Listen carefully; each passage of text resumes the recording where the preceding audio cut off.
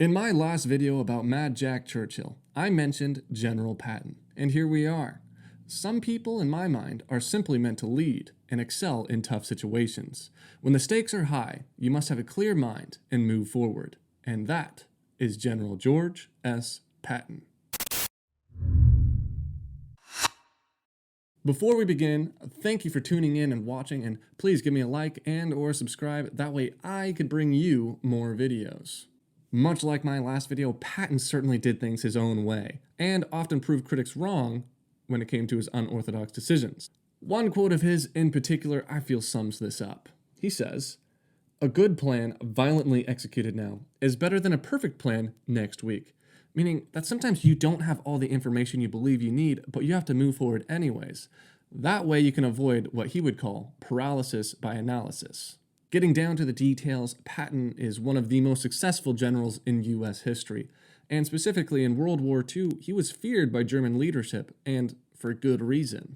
Now, I'm going to try and not get stuck in the weeds. I'm going to give you one or two major facts about General Patton, but there is a lot of information that I just simply cannot cover in one small video. We're going to jump right into after the invasion of Normandy. General Patton was given command of the Third Army and was seemingly unstoppable. Now, in the 9 months that they were operational, they captured over 80,000 square miles. That's roughly 200,000 square kilometers of German-occupied territory on their way to Berlin. On the graphic here, if you're looking at the Allied captured territory and you divide it by north and south, pretty much everything on the southern half is Patton's Third Army. And on top of that, under Patton's command, the Third Army inflicted 10 times the casualty rate back at the Germans. Now we can see why the German leadership feared Patton so much. As if this wasn't enough, the big kicker for me is Patton's role in the Battle of the Bulge. While sweeping through the South, General Patton and his intelligence officers actually noted and began preparing for a possible German counterattack up north. All the while during this time, other Allied generals either didn't notice or didn't believe that it was possible. The German counterattack was actually inevitable, and when the hammer fell, the German forces pushed Allied forces back, save but one, and that would be the 101st Airborne Division, which, ironically, they would get trapped behind German enemy lines because they were the only Allied soldiers to actually hold their line and hold their position. As the situation grew dire, Patton and his officers had actually been preparing for this inevitability for weeks now.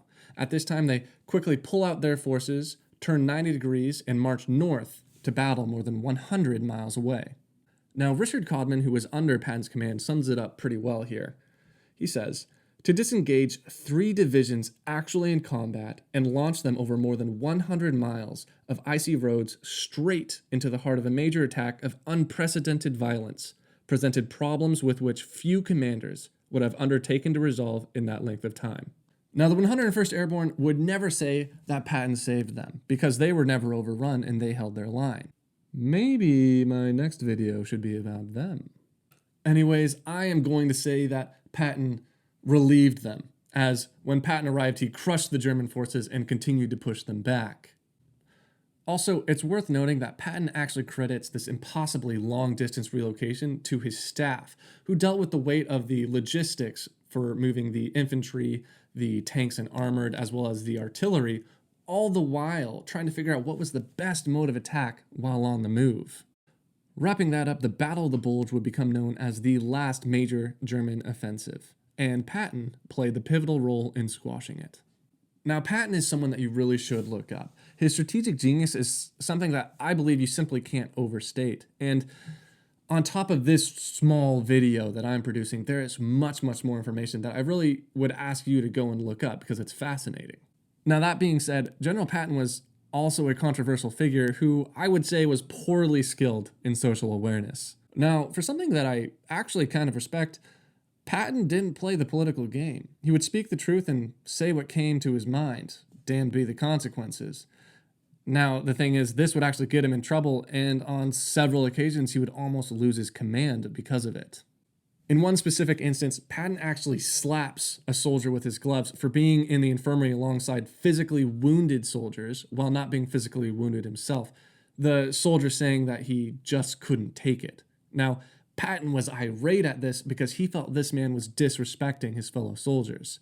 However, this didn't play well in the media, and Patton was then made to publicly apologize to all of his men. Thankfully, Eisenhower saw Patton's strategic knowledge and ability to fully utilize all the assets at his disposal as indispensable to the Allied forces. Now, you and I now know that this would specifically come into play at the Battle of the Bulge, but Eisenhower had to take a risk and possibly take the blame for whatever Patton would do next.